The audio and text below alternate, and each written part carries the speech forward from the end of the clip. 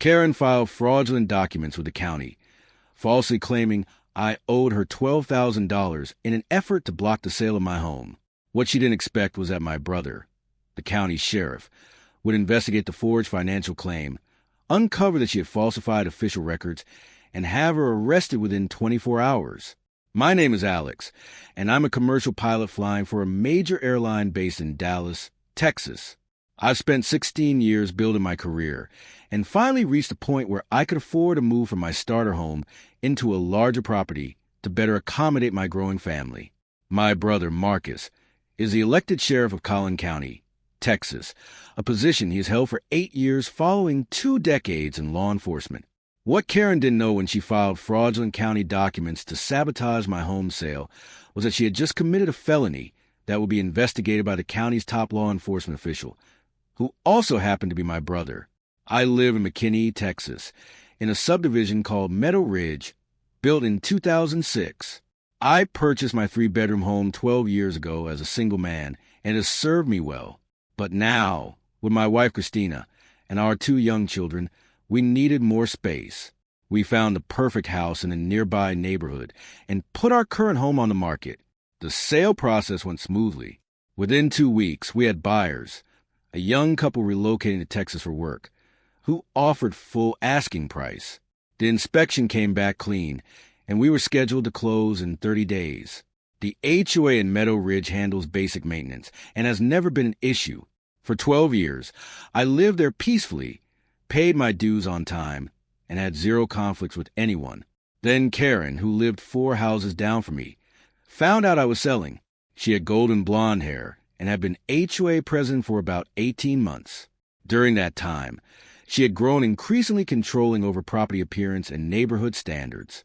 Several residents had privately complained about her aggressive enforcement of minor and often trivial violations. 2 weeks before my scheduled closing date, my realtor, Jennifer, called me sounding worried. Alex, we have a problem. A financial claim has been filed against your property with the county. It's blocking the title from being cleared for sale. I asked, what kind of claim? She explained, county records show someone filed documents stating you owe $12,000 in unpaid HOA assessments and fines. That creates an encumbrance on the title, and we can't close until it's resolved. I told her that's impossible. I've never missed an HOA payment. I have records proving I'm current on everything. She replied, I believe you, but the county has a recorded document claiming otherwise, and we need to fix this fast or the buyers may walk away. I immediately contacted the HOA management company and spoke with the property manager, a woman named Diane. Diane, someone filed a financial claim against my property for $12,000 in unpaid assessments. What is this? She answered, Mr. Torres, I have no record of any outstanding balance on your account. You're completely current. Let me pull your payment history. After a brief pause, she said, You've paid every assessment on time for 12 years. Your account balance is 0. I asked, Then why does the county have a document saying I owe $12,000? She replied, I have no idea. The HOA didn't file that claim. Let me check with our attorney. About an hour later, Diane called back. Alex, our attorney reviewed the county filing. The document appears to be on HOA letterhead and claims to be signed by the HOA president authorizing claim, but there's no record of any board vote approving this action, and the board members I spoke with knew nothing about it. I asked, who signed the document? She said, the signature appears to be Karen Stevens, but she had no authority to file financial claims without board approval, and there's no legitimate debt to support the filing. I said, so Karen filed a fraudulent document with the county to block my home sale. Diane replied, that's exactly what it looks like. Our attorney says this could be criminal. Filing false financial claims with government offices is a serious offense. You should contact law enforcement. I called my brother Marcus immediately and explained everything. He listened carefully and asked detailed questions. So you're saying someone filed a document with a county clerk claiming you owe money you don't actually owe, and that filing is preventing your home sale? I said, exactly. The HOA management company confirms I owe nothing. My payment records prove I'm current, but Karen filed paperwork claiming a $12,000 debt. Marcus responded, "That's filing a false instrument with government office, which is a felony in Texas. If she knowingly filed fraudulent documents, she can be prosecuted. Send me everything, the county filing, your payment records, and the HOA statement." I sent Marcus all the documentation within an hour. He reviewed it and called me back that evening. "Alex, this is clear-cut fraud. The document filed with the county is false. You have proof you own nothing. The HOA confirms they didn't authorize the filing, and the claim was made specifically to interfere with your property sale, which shows intent to cause harm. I'm opening a criminal investigation." I asked, "Can you do that? You're my brother. Isn't that a conflict of interest?" He replied, "Normally it might be, but this is a crime against county records and government processes, not just against you personally. Filing false documents with a county clerk compromises the integrity of our entire property record system, and that falls squarely under my jurisdiction." Marcus assigned one of his senior investigators, Lieutenant Jackson, to handle the case under his direct supervision. They moved fast.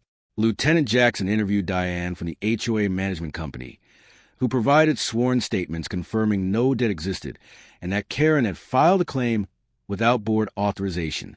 He obtained my full payment history, showing 12 years of on-time HOA payments with zero balance.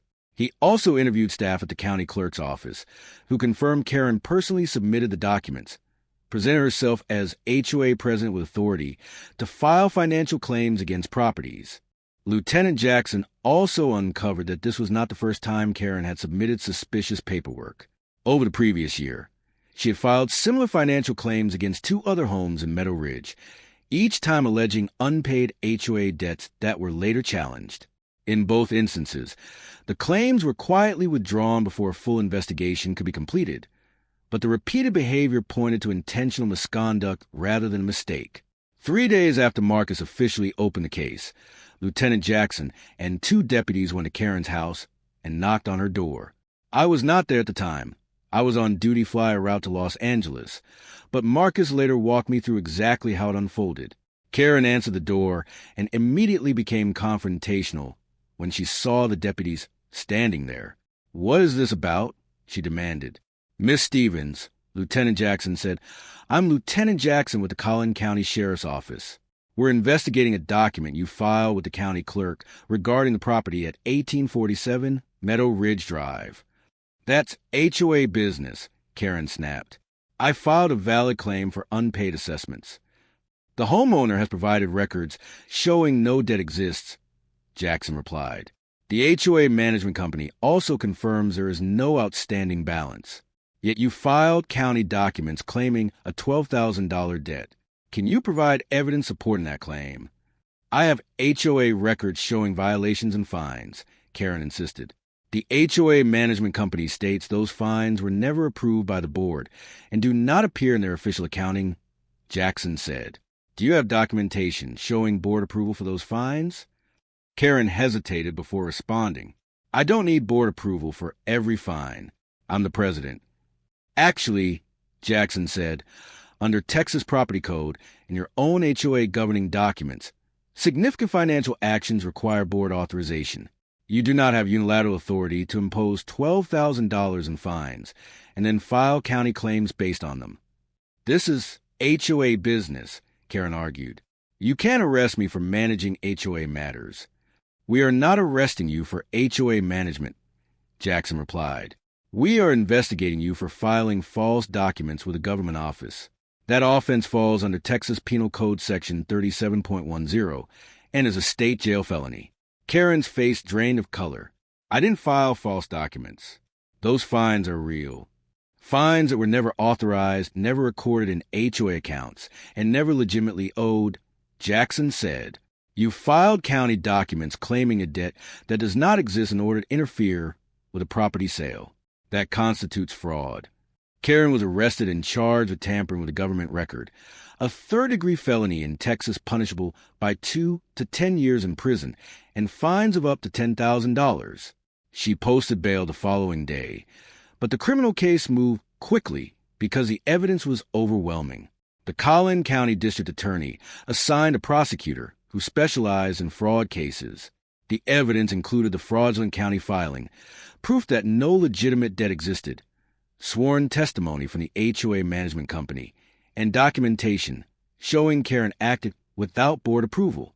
Karen hired an attorney named Richard, who attempted to argue that she had simply made an honest mistake when calculating what was owed.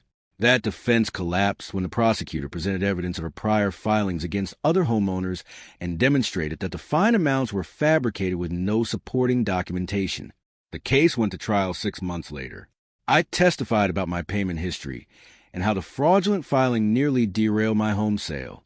The buyers have been patient, but the delay cost me extra mortgage payments and almost caused them to back out. Diane from the HOA management company testified that Karen had acted alone and that no legitimate debt existed. Employees from the county clerk's office testified that Karen filed the documents in person while claiming she had authority to do so. Lieutenant Jackson detailed the investigation and laid out the evidence showing deliberate fraud.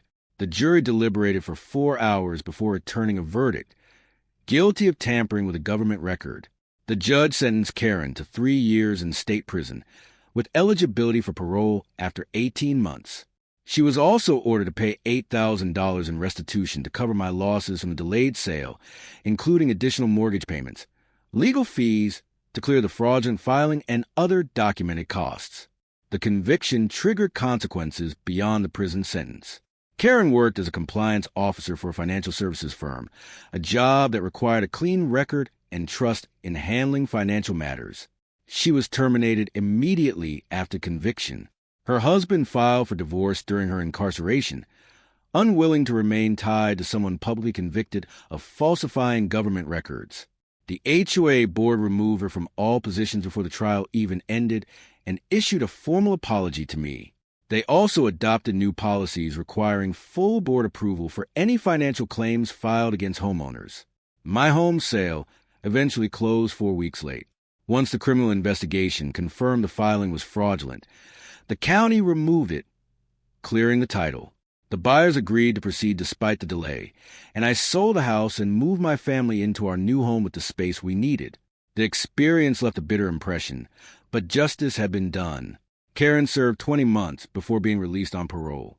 As a condition of her release, she moved out of Collin County and relocated elsewhere in Texas. Restitution payments are automatically deducted from her wages. Now working retail, a major step down from her former career, it will take her years to repay the full $8,000. The case became widely discussed in Texas real estate and HOA circles as an example of how aggressive HOA enforcement can cross into criminal fraud. Several continuing education programs for HOA board members now reference the case as a warning.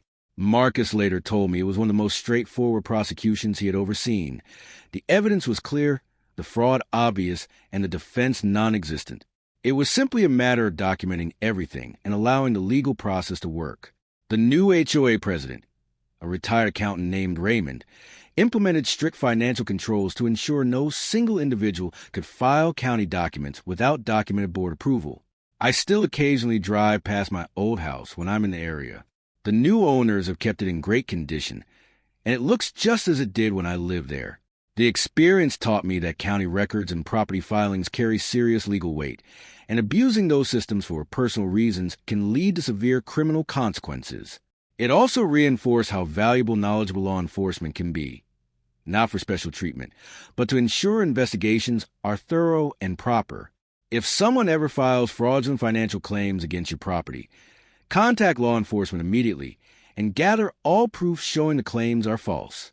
Share this story with anyone dealing with HOA fraud or interference in property sales, and subscribe for more stories about people who learn the hard way that filing false government documents isn't aggressive enforcement. It's a felony that can cost you your freedom, your career, and your future. Sometimes, the property sale you try to sabotage belongs to someone whose brother wears a badge and takes fraud against county records very seriously.